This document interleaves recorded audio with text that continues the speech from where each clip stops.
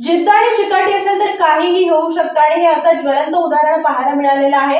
अशी जिद्द अशी चिकाटी असणाऱ्या प्रज्ञानं वार्षिक $50,000 शिष्यवृत्ती मिळवली आहे। फोटोत सुप्रीम कोर्टाचे मुख्य न्यायाधीश डॉक्टर चंद्रचूड यांच्याबरोबर दिसते ती मुलगी आहे प्रज्ञा। तिचं अभिनंदन करण्यासाठी चंद्रचूड यांनी 13 मार्च 2024 रोजी मुद्दाम सुप्रीम कोर्टातील लंच लॉन्जमध्ये तिला तिच्या आईवडिलांसह जेवणास बोलावलं होतं।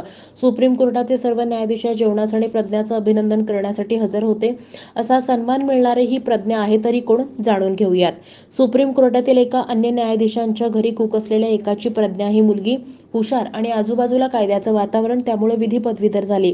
मग सुप्रीम कोर्टाच्या रिसर्च आणि प्लॅनिंग सेंटरमध्ये विधी संशोधक म्हणून संधी मिळाली।